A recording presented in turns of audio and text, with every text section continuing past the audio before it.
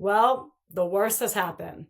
That dick Sam Shelton has been released from prison as of last week. That was crazy. I know.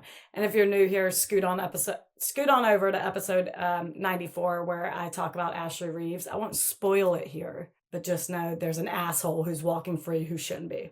And oddly enough, the day of his release, or the day I posted that video giving my opinion about it, a Belleville, Illinois number called me. No, I didn't answer. Yeah, is that where that answer. story took place? Yes. They didn't leave a message?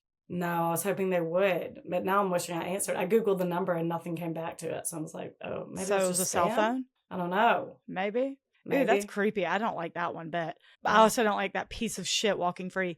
And he's young. I know. He's got to be in his 40s. Yeah, he's in his 40s. Anyway, so there's that. I cannot. Also, if you're new here, follow us on Instagram, TikTok, all the things. TikTok may go away here in the States. We don't know, but that's our biggest following. We just need to, if you follow us on TikTok but not Instagram, just go on to Instagram right now. We'll wait. Do that for us. Come on. We'll pause.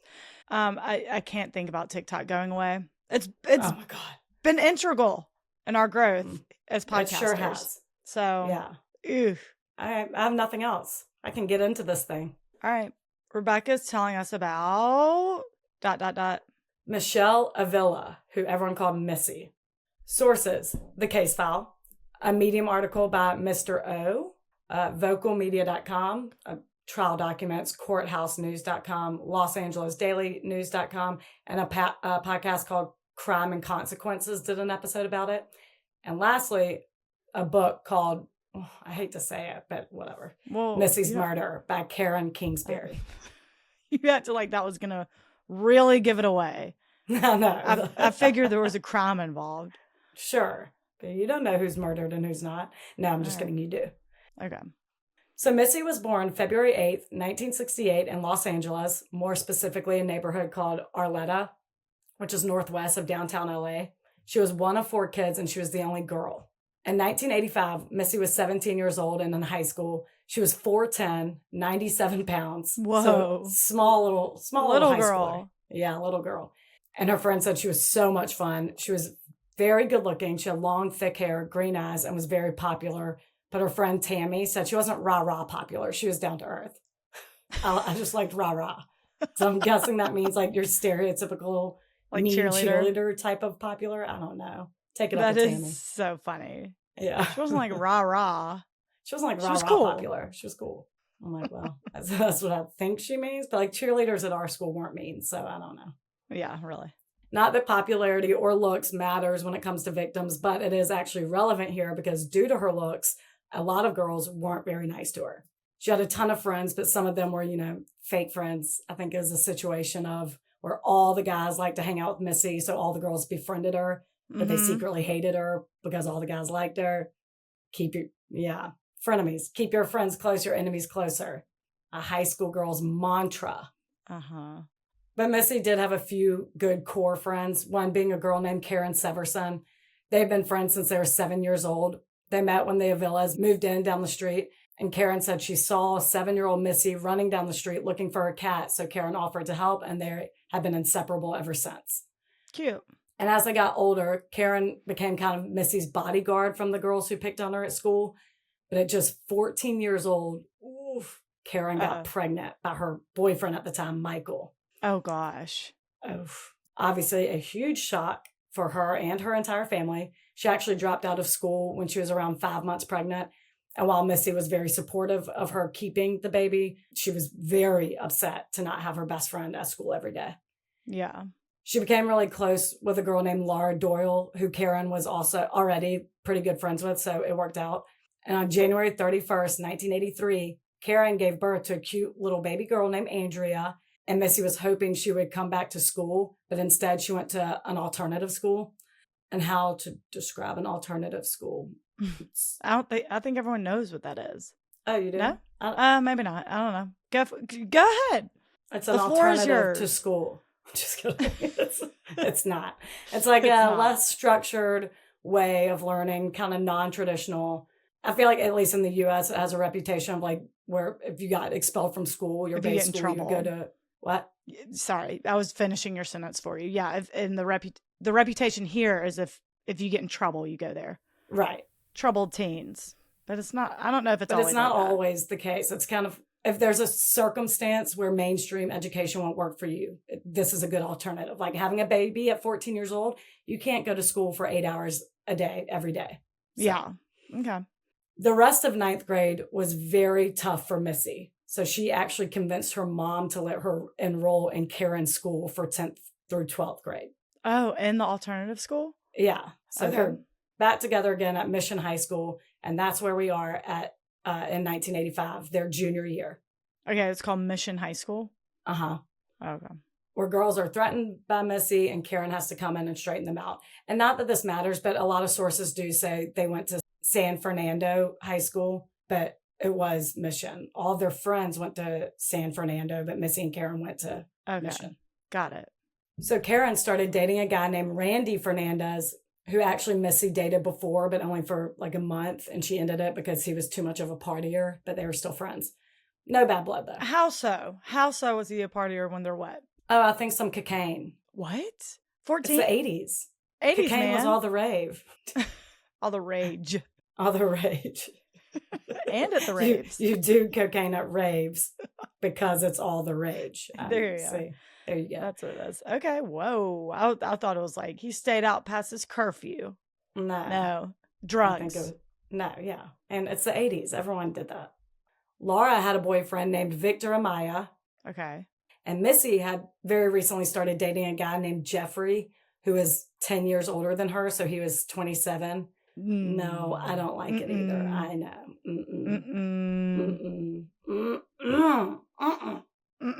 Gross. 27 and a 17-year-old. Gross. During this time, there was a rumor going around that Missy was sleeping with a couple of girls' boyfriends. It was completely baseless. All right, I know. But it gained traction quickly. I guess if she had to be pretty and popular, they were going to at least make her a slut. So that's what they did. God. One day, a group of girls confronted Missy, and one in particular named Sonia ended up beating the hell out of her, just repeatedly punching her in the face for, quote, sleeping with her boyfriend at a party. And Missy refused to stand for that. She went home and demanded her mom take her to the police station to press charges against Sonia for assault. Shit. Mm-hmm. She was not going to let anyone bully her. She's not taking shit. She has 3 brothers. She's tough. She doesn't give a F what you think. Yeah. And the case went pretty far. They actually had a court date set in October of 1985, but unfortunately, Missy would never get to testify. Oh, sad. On October 1st, 1985, Laura picked up Missy, and the two drove around and went to Stonehurst Park, which is where a bunch of teens would go to hang out, sometimes drink, sometimes smoke pot, maybe a little coke. Again, the 80s. It's crazy. But on this particular night, they were just going to chill. No drugs, no drinking. I think it's even a school night. Yeah. About 4 hours later at 6 p.m., the Avila's phone rings and Irene, her mom, picks up, and it's Laura asking to speak to Missy. And Irene said her heart skipped a beat. And she's like, I thought she was with you. And Laura says, no, she thought she would be home by now. So she goes on to explain that when she picked up Missy, they went to the park and they saw 3 guys that Missy knew, and she went over to say, hey. Laura didn't know them because remember, they go to separate high schools now, but said that they were in a blue Camaro. When Missy got out to talk to them, Laura noticed her gas light was on. So she yelled to Missy that she was going to go run to the gas station and come right back. But when she came back, she and the guys were gone. Since Missy said they were friends of hers, Laura didn't think anything of it. She assumed they were taking her home, so she went home herself. Irene calls around to Missy's other friends, and they hadn't seen her. So her, Laura, and Karen get in their cars and start driving around, knocking on doors to see if anyone has seen her or a blue Camaro. To no avail, unfortunately. Irene then calls the cops, but they don't have much to go off of because Laura didn't get a good look at the guys at all, just their car, which we later found out is a older model Camaro, I think like late 70s Camaro. Oh, and pulling records. This is a legit story? Yeah. I don't know. I wasn't believing Laura for a second. So there really is a Camaro. Okay. Older Camaro. Got it. Yeah. Sketchy. Sorry. Well, it's a sketchy car. Pulling all the records of all owners of blue Camaros was no simple task back then. A, because it's the 80s, but B, because it was that popular. Yeah, I figured. It doesn't narrow the search at all. We knew someone with a blue Camaro, actually. Even Who? In 2004 in high school. I don't think even the host of Crime and Consequences actually was like, "Oh, I had a blue Camaro in the 80s." Like, oh my God. I'm like, damn. Who didn't? Yeah, who didn't? Yeah, that's funny. But even that search, oh, I guess it's registered to the parents. I was going to say, but a young guy, I don't know. Never mind. Forget it. Stupid. Yeah. And God especially in LA, I imagine that city was filled with blue Camaros. 3 days later, some hikers are in the Angeles National Forest, just north of Stonehurst Park, and come across what they think is a mannequin at first. Oh, gosh. As we know, it's never a mannequin. Per Karen, Georgia. Right. It's a girl face down in the creek with a 100-pound log laying across the back of her neck. Oh, my God. As like a weight to hold her head down. Horrifying. Mm-mm. They call the police and they find a purse nearby with the school ID. And it turns out it's poor Missy. Gosh. She was fully clothed, but very clearly beaten. Her hands were bound. Her teeth were chipped, face scratched, and eyes severely bruised. Around her were beer bottles, cigarette butts, and a pair of men's overalls. But most creepy of all, cops found clumps of hair everywhere. Ooh. The killer had cut off her hair with a knife. How creepy. What? Just like sawed off her hair. Ugh. Creepy. Why? I don't know. Gross. Oh, you will Why see. no? I didn't expect you to answer that. She had no drugs or alcohol in her system, and her cause of death was forcibly drowning in just 8 inches of water. Oh. Mm-hmm. Immediately, they knew it was a personal kill. She had to know the person who did it, and cops bring in her boyfriend, Jeffrey. They had only been dating for about a week at this point. And like I said, he was 10 years older than her. He said that the day she went missing was actually his birthday, and they were supposed to go to dinner. They supposedly talked on the phone earlier that day, but never saw her. And when she didn't show up for dinner, he called her, but she didn't answer. And that was it. God, was he about to turn 28? Maybe he was about to turn 27, actually. I don't know. I feel like articles would have called him 28 if he was actually about to turn 28. Ugh. It's too much of an age gap for one of them being a teenager. If they're 40 and 50, I wouldn't think twice about it. No, sure. But cops hate how blasé he is. He doesn't seem torn up or very upset about the murder at all, so they call him on it. And eventually he tells them he's acting weird because what he just said was a lie. Okay. He was going to celebrate his birthday, but it wasn't with Missy. It was with his friends. And where they like to party happened to be the very national forest Missy was found in. He said he lied about it because he knew that didn't make him look good. And they're like, no, it sure doesn't. Also, lying to police doesn't make you look good at all. Right. But as it turns out, he had a solid alibi. You see, he was getting wasted in the same forest as Missy was being murdered in, but he was with a friend. And when they left, they were very drunk and on copious amounts of cocaine. Just like saying it like that, people. Just get on. That friend was speeding around those tight-ass curves, lost control, and drove off an embankment. Whoa. Jeffrey took him to the ER and spent the night in the hospital with him.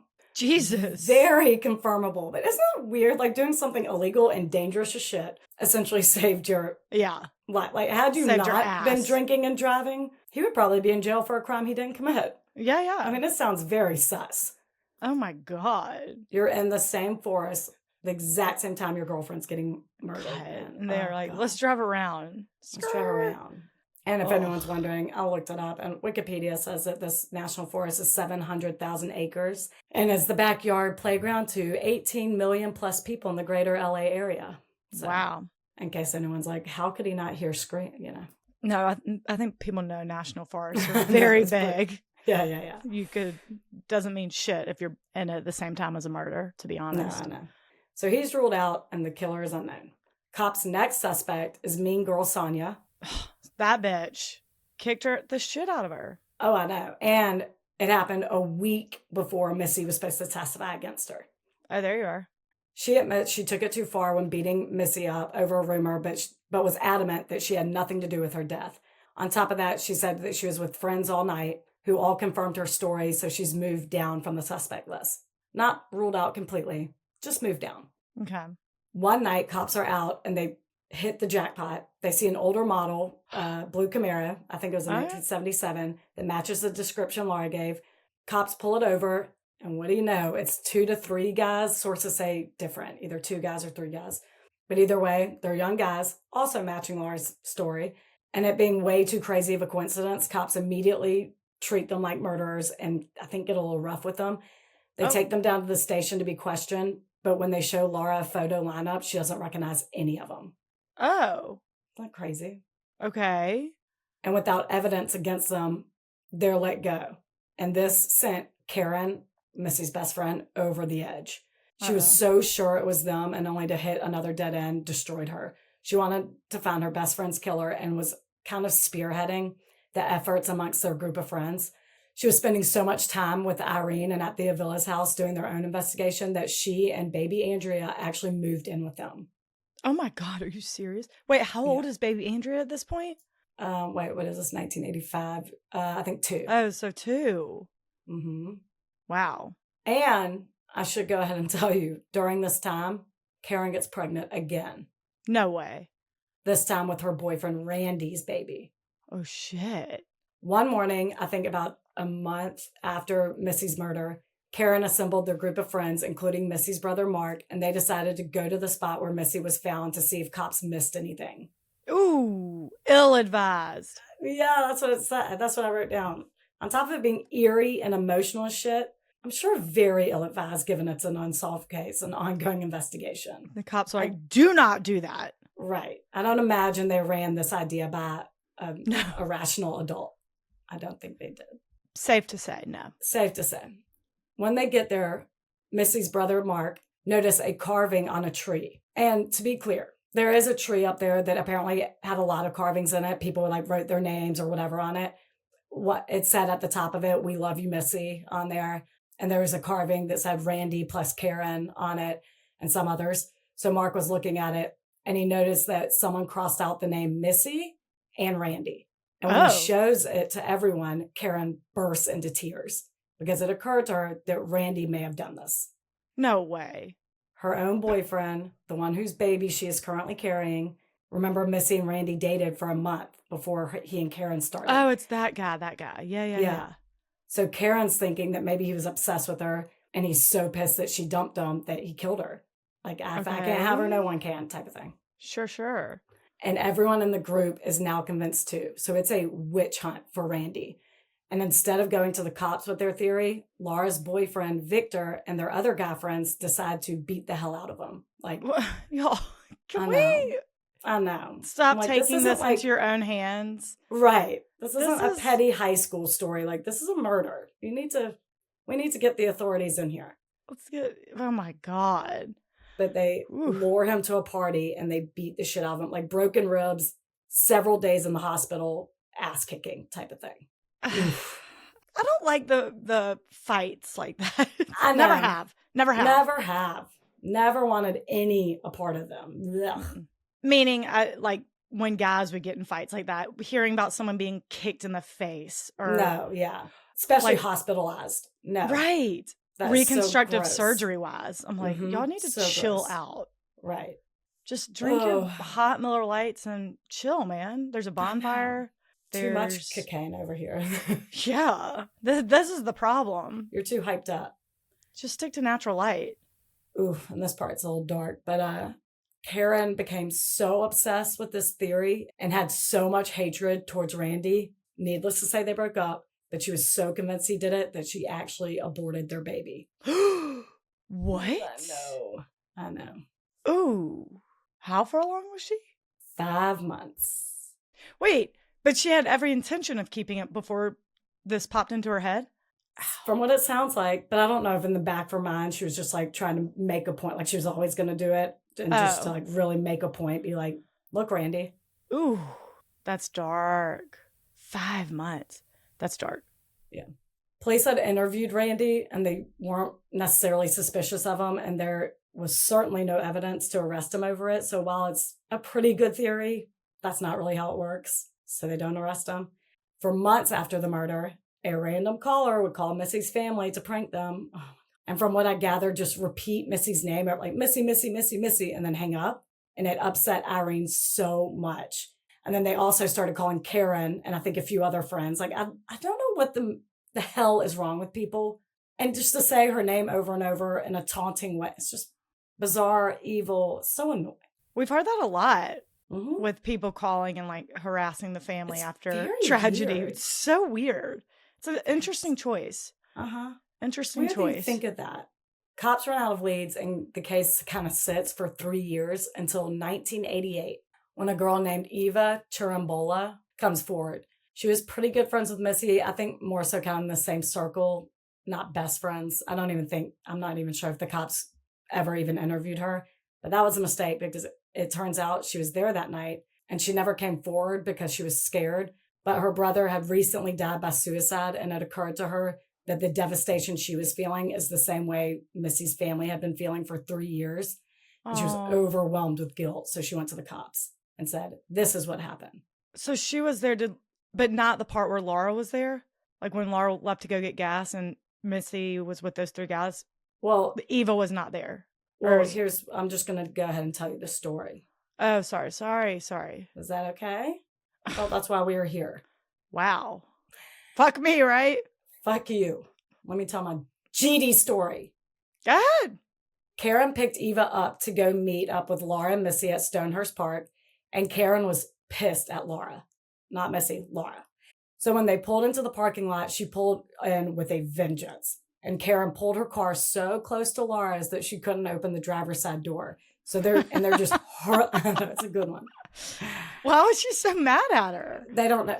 Eva has no idea. They do not know. But they are hurling insults at each other through the open window. They are mean girling out so hard. And Eva and Missy are innocent bystanders looking at each other like, what the hell is going on? Oh my God. And as quickly as Karen pulled into that parking lot, she peels out of there. And now Laura is very riled up and she fires up her car and speeds after her. Oh my God. So for the next 45 minutes, Karen and Laura are driving like maniacs in this high-speed chase while Missy and Eva are begging their respective drivers to pull over. And eventually, it's insane. God. Wait, Missy is in Laura's car. Yeah. Laura picked up Missy. Karen picked up Eva. Okay. Oh my God. Can y'all relax? Relax. And eventually they make it to this dirt area just before the National Forest. And this happens 45 minutes. I forget if I just said that. But you for did. 45 minutes, they're driving like maniacs. And they pull over at this dirt area just before the National Forest and get out to start yelling at each other again, shoving each other. They're in each other's faces. Missy and Eva have no idea why they're so pissed at each other. But Missy gets out and tries to defuse the situation and separate her 2 best friends.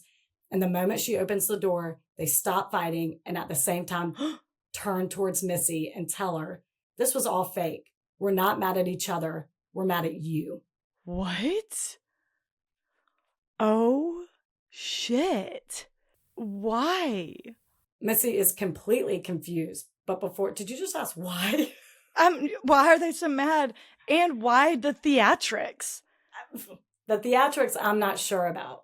Y'all are going to this Downtown-esque place, which we've talked about before, like the spot in the woods where everyone goes. That's isolated, by the way. Just go there. If you're going to go there, yell at her there. Why the theatrics? Why the drama? Me and you fight. We're in a high-speed chase out of here for 45 minutes. Up a mountain. I don't know if it's mountainous, but, windy shit. I would imagine. Southern California, National Forest. And the Oscar goes to these idiots. Mm-hmm. You're like, I want to smack a teenage girl in the face. I just do. Me too. Missy is completely confused, but before she can even process what just happened, they grab her and pull her towards the trail that leads into the forest.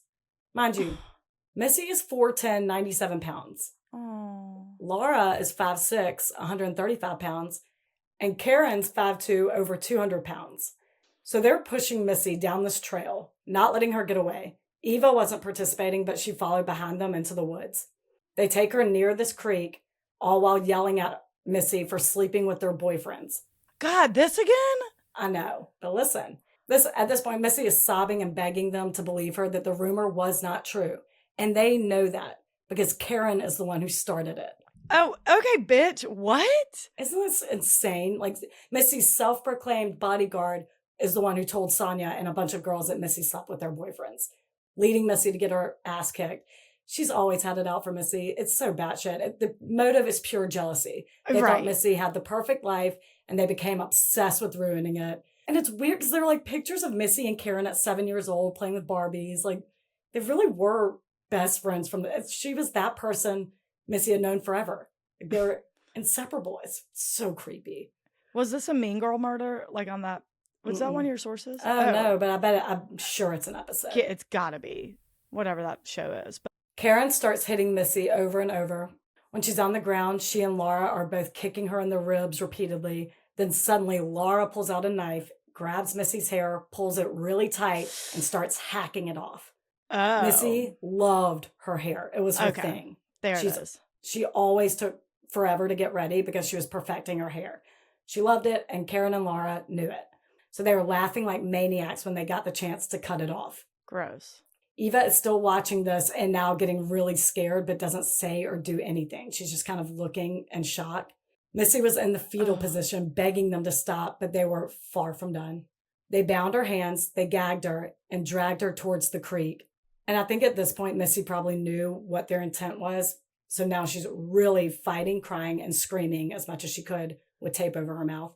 She does not want to get in that water. But of course, she's easily overpowered. And when they get her into the creek, Eva can't take it anymore, and she runs back to the car. And just as she's exiting the forest, she hears one last blood-curdling scream before it went silent. Oh, my God. I cannot imagine what the conversation was like when Laura and Karen got back to the car, but I imagine they threatened the shit out of her into keeping quiet. And for the next 3 years, she did, but it wasn't easy on her. Apparently, she had recurring nightmares. She didn't want to shower alone. She was scared to do everything. It seemed to really haunt her, and her brother passing was the final straw. Oh, my God. So, yeah, she probably should have done something. But again, and it's the 80s, no cell phone. Like, they're up in the boondocks. God, I bet she was scared shitless to get in that car. Mm-hmm. But, like, what can you do? You can't walk from there, I'm sure. I'm picturing a very desolate national forest. Right. Surrounded by him. She didn't even know that they killed Missy. She thought they were just trying to scare her. So when they all got back to the car, she's like, wait, where is Missy? Like, oh, we killed her. When cops hear Eva's story, they immediately believe her because of one thing she said, the cutting of the hair. That was never released to the public. So they believed her, but are dumbfounded. Karen, in particular, has been very involved in this case. She was living with Missy's family. Yeah. They're eager to talk to these two, and holy shit, this is the best police work we've ever done. Oh, okay. Now we're getting somewhere. PAT dubs. I'm obsessed with it. Oh, okay. Lay it on me. So they first call Karen and ask if she'll come in, and she's really playing a part of the grieving friend. So she's like, yes, of course. She's so cocky. She's been doing this for years at this point. She's a pro. She's not worried at all. She's a pro. They tell her to be there at 11. They then call Laura and tell her to be there at 11 a.m. too. Karen arrived first with her boyfriend and daughter, Andrea, who is now 5 years old at this point. And the detective tells them to have a seat in the waiting area because they want Karen and Laura to see each other before being taken into separate rooms. Yes. A way to get in their heads earlier. She's like, wait, why are you here? Why are you here? I think they actually said that when Laura walked in, apparently Karen gasped and asked what she was doing there. And immediately cops put, all right, come on back. Y'all separate. Oh. And this is the best part. The cops then go to lunch. Okay. Let's go get a beer real quick. I know. Karen and Laura each sit alone, probably thinking that the other one's being interviewed first. So they're just waiting, probably freaking out. Meanwhile, cops are hysterically laughing at lunch, probably a 3-wine lunch. We can do one more bottle. I mean, they're playing it so well. Oh my gosh. This would be the most fun part of police work. Oh my God. Like, how can we fuck with let's these? just rattle these people we know did it. So about an hour later, they do interview Karen first, who obviously denies everything, but they pull that old trick saying that we just talked to Laura and she told us everything. And Karen cracks immediately. She blames everything on Laura, said it was her idea. They tell her she's full of shit and they arrest her right then and there. Then they mosey on into Laura's room and they tell her what just happened. Okay, Karen just told us everything. She said it was your idea and all the shit. And Laura doesn't respond for nearly an hour. I think for 50 minutes, she does not speak one word. which I'm like, just ask for an attorney and the interview stops. Right. Why are you trying to wait them out? They have all day. They'll sit there. Yeah. So they eventually tell her, all right, if you're not willing to speak, we have no choice but to go with Karen's version of the story. And she too cracks. Says it was all Karen's fault, her idea, blah, blah, blah. She too is arrested. Oh, and then the detective makes the call to Irene. Oh, God. To tell her that her daughter's best friends killed her. One of which moved into your home, who slept in Missy's bed for the last 2.5 years. The same girl. Ew, she was like trying to assume her life. Yes, exactly. She's sick. Oh, and she gets worse. Oh, God. She's the same girl whose daughter you helped raise, the one who stayed up late with you trying to solve Missy's case. She is actually the one who did it. God. She's the one who prank called you. Karen is the one who made those taunting calls to Irene. Yeah. And then later cried to Irene that she was getting him too. Batshit fucking crazy. After Missy's funeral, Laura wrote Irene a long letter about how heartbroken she was. And inside the letter was a $20 bill. How weird. What? I'm like, please don't hand victim's mother $20. So bizarre. Here's some cash to get you through this hard time. My daughter is brutally murdered, but at least I can go to the grocery store on Laura. So fucking weird. If you're going to put cash in it, put a ton of it. Well, $20 was a ton in the 80s. What a weird ass thing to do. How bizarre. I'm like, no, can you please not hand me money? It's okay. Very uncomfortable. Let's go get some groceries on Laura. I don't know what she was trying to do. Oh my God. Maybe that was like a little sliver of guilt. And she was like, I guess very if I have to little. Very little. If I have to put a price on it, I guess I could throw a 20 in there. Right. What? I probably stole. I don't know. Yeah. Karen and Laura pled not guilty and had a joint trial, and their defense was simply that it wasn't planned. They said they went to scare her and it went too far, and because no one could really prove otherwise, they were sentenced 15 years to life. Laura was actually paroled in 2012 after serving 22 years, and Karen was paroled in 2011, a year before that, at 45 years old, and then went on to be on Dr. Phil. No. Dr. Phil will be given evil people platform. Twice, I think. I think she went on there twice. Really? I watched a little bit of it, but I just I would be interested. Oh, why? Why? Because she's saying that she left with Eva. She's still blaming Laura everything. Get out of here. We're not doing this. And then on another interview that I watched a little bit of, I had to turn it off because she's infuriating. She said, well, okay, we did accuse her for sleeping with our boyfriends because she did, and she never apologized for it. I'm like, okay. We're not doing this in our 40s. We're not. Are you joking? Kidding? You murdered her for it. She's just such a bitch. So, and you are still hung up on your boyfriend when you're 16 years old and you're in your mid 40s. You didn't serve enough time. Just stay. Victim blaming the shit out of Missy. Does Dr. Phil give her the business? Yeah, he's like, wait a minute. Yeah, I mean, sure. Okay. Nancy Grace's out a little bit, but okay. Still had her on twice. He does make it clear he ran up by Missy's family. Through testimony, her friends said, you started that rumor. What are you talking about? Like, she did. She slept with her boyfriend. Like, stop trying to justify shit. I can't believe we're in a trial for murder and we're talking about who started what rumor. Right. It's bizarre. What are we doing? And that it's still so important to you. She could have been sleeping with your boyfriend the entire time. It doesn't matter. I hope she was. Does not matter. She was too. Doesn't matter. She could have married him. Doesn't matter. Jesus. She later wrote 2 books about the murder and her time in prison. No, that is not the one I sourced up top. Who wants to read what that bitch has to say, please? Yeah. And why would you need to? I don't know why she needed a sequel. She's an idiot, probably. But in 2015, Missy's family took her to court, her and the publishers to court for defamation, slander, and emotional distress, claiming that both books contain false information about the entire Avila family, and the publishers did not determine the accuracy of their statements before publishing it. As a result, the state of California passed Missy's Law, requiring anyone who helps publish a story made by criminals to contact the family of the victims about it first. Initially, the intent was to make it illegal for criminals to profit off their story, but California shot it down, claiming due to the First Amendment, they can't silence criminals from telling their stories, which I'm like, it's not. Talk about it all you want. You just can't make money off of it. Yeah. So I don't get that. We're supposed to pay for our crimes, but in some places, they pay you. Probably because if their form of talking about it is through a book, the state can't stop them from making money from that.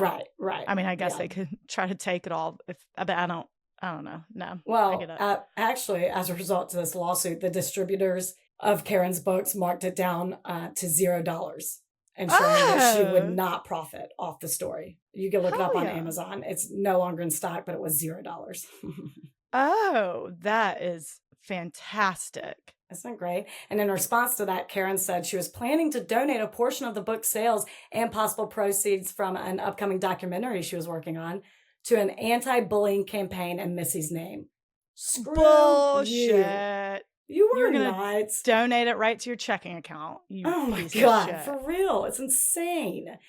Like, you're still victim blaming. You still think you're still trying to justify it. It's a hell bullshit.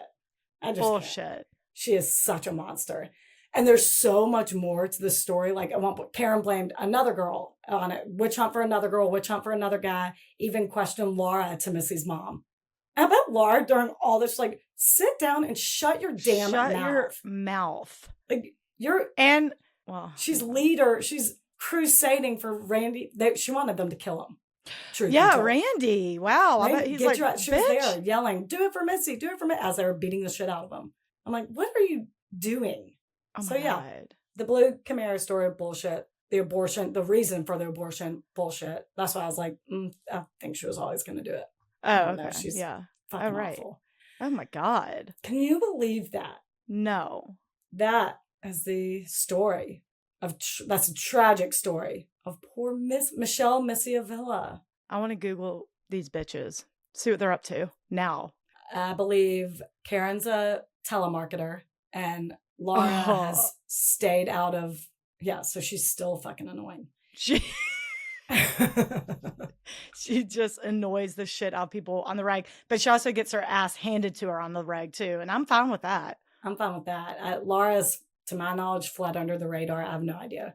Hopefully changed her name for her sake. Not for art, not hopefully, for her sake. I would love if someone outed her. But what can you do? This is that unbiased journalism This is I was that talking unbiased. about. Yeah. Wow. And I was going to say, they made a very permanent decision based on what should have been temporary emotions.